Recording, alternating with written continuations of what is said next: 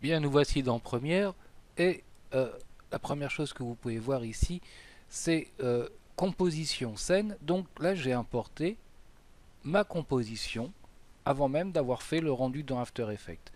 Comment? Eh bien, grâce à Dynamic Link qui m'a permis d'aller chercher la composition dans le dossier After Effects qui la contenait. Alors, je vais vous montrer le principe. Donc, fichier, Adobe Link, nouvelle composition After Effects. Non, annuler, ça c'est dans l'autre sens. Importer Dynamic Link. Importer la composition After Effects, voilà. J'ai ici donc tout le système pour aller retrouver mes fichiers. Donc, tac, dans mes vidéos, tac, voilà. Et ici, j'ai mon projet scène 1. Et vous voyez que il me met tout le listage des compositions. Donc, moi, c'est composition 1. Donc là, je ne vais pas le faire puisque j'ai déjà rentré. Il va m'importer la composition, celle-ci. Alors, une fois que vous l'avez mis importé, vous la mettez sur votre timeline. Il est bon de faire un rendu des effets de l'entrée à la sortie ou rendu de l'entrée à la sortie, car sinon quand on a comme là pas mal de choses dedans, ça rame un petit peu et on peut pas travailler sur l'intégrale. On est obligé de diminuer la qualité et ça, bon, c'est beaucoup moins coulant. Tandis que là, en faisant le rendu, je peux avoir une visualisation à peu près correcte. Par contre, je pourrais très bien travailler ma composition sans faire le rendu, la retravailler dans Première, faire quelques modifications dans Première et la renvoyer dans After Effects avec ces transformations. Bien. Dans Première, j'ai repris ma scène et ce que j'ai fait, c'est que je l'ai découpé. Comment ça? Eh bien, j'ai coupé des morceaux, notamment la fin. Si vous vous souvenez, la fin donnée sur la maison, voilà, on y est. Eh bien, j'ai coupé des morceaux et la fin se retrouve ici. Voilà, on revoit ma cheminée qui fume et la maison. Pour dire que j'ai peut-être commencé ma scène par la maison et ensuite faire suivre par l'image du chien qui dort au pied de la maison. Alors là, on voit, j'ai fait une transition, voilà, mais on voit qu'on n'est plus du tout dans le même climat que la scène hivernale. Donc ça veut dire, si je fais ça, il va falloir que je retravaille mon image du chien qui dort pour être à peu près dans la même colorimétrie que le début de la scène. Donc là, ce ne sera pas compliqué. Soit on peut le faire dans Première en y mettant un solide bleu, un écran bleu avec une certaine opacité, ou le faire dans After Effects, qui serait d'ailleurs beaucoup mieux, puisqu'on pourrait remettre notre effet de neige. Il neige, donc il neige devant le chien. Donc ça me permet déjà de voir que ceci sera à refaire. Bien. Ensuite, une transition pour amener sur le renard qui dort, qui marche. Voilà. Voilà, j'ai supprimé. Alors ça ne va pas à la vitesse normale là, hein, parce que là, voilà.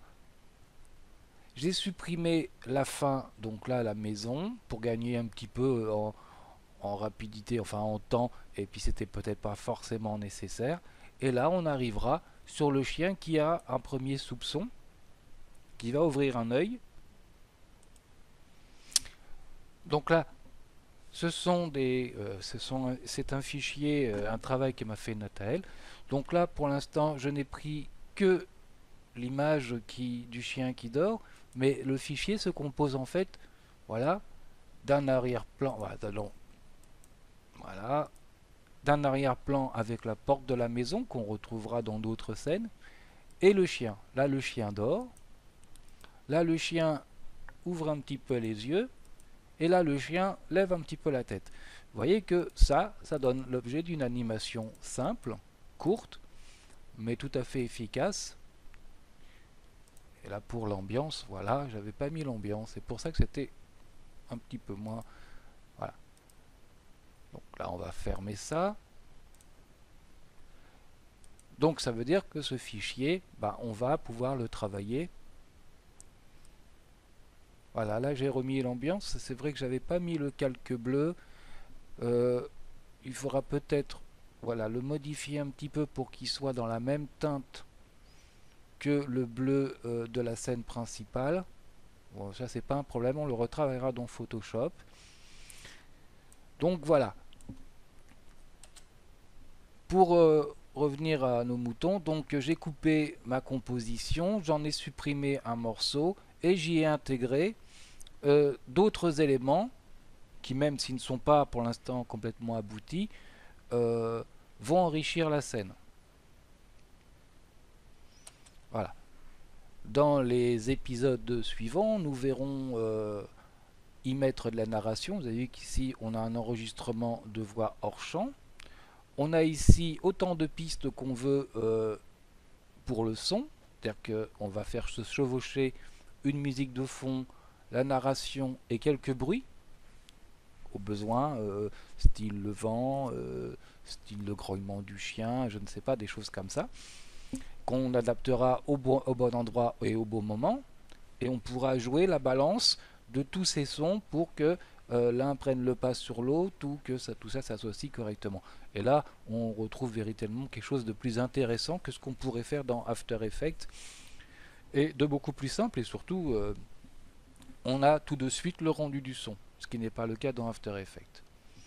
Bien, et bien c'est là-dessus que nous poursuivrons pour compléter notre scène, puisqu'il reste encore un petit peu de travail, ne serait-ce que pour la première scène. Et nous nous retrouverons donc dans les prochains tutos à travailler encore une fois sur Photoshop, encore une fois sur After Effects, et revenir en permanence sur Premiere en important les compositions qu'on aura fait dans After Effects, et gagner du temps comme ça pour ne pas faire de rendu dans After Effects, plus après à revenir dans Premiere. Donc là, vous voyez qu'on peut aller dans faire une modif. Si je veux modifier par exemple l'original du fichier Photoshop, je n'ai qu'à aller dans modifier l'original, clic droit, et il va m'ouvrir Photoshop où je vais retrouver le fichier du chien.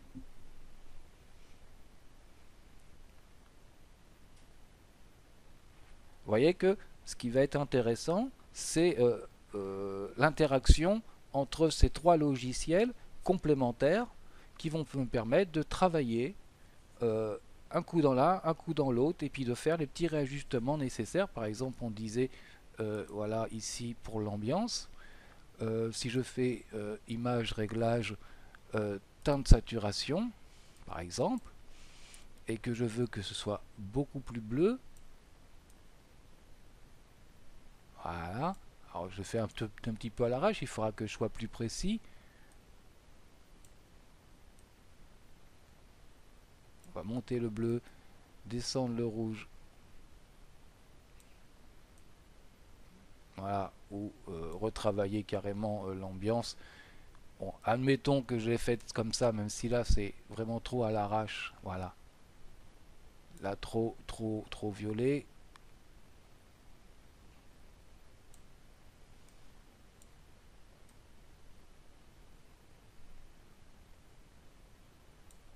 On va dire ok.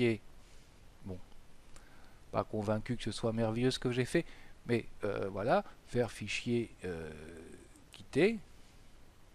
J'enregistre mes modifications et je vais les retrouver ici, vous voyez, dans Premiere. Voilà, ce sera déjà beaucoup plus bleu. Là c'est violet, donc il faudra que je travaille quand même un petit peu mieux ce calque. Mais vous voyez que j'ai fait ma transformation dans Photoshop et bing, je la retrouve dans Premiere. Donc ça facilite nettement le travail plutôt que de refermer Première, de dire bon ben faut que je retravaille mes calques dans Photoshop et puis je vais rouvrir Première et puis je vais échanger entre l'ancien et le nouveau. Ben là non, on travaille comme ça. Bien, tout ça pour vous dire qu'il nous reste encore plein de choses à voir et plein de travail à faire. Euh, je remercie encore Nathalie pour ses superbes dessins parce qu'elle m'en a fait d'autres que je ne vous ai pas encore montrés. Euh, et je sais qu'elle travaille beaucoup et elle s'y met à fond pour ce travail. Et là encore, je la remercie.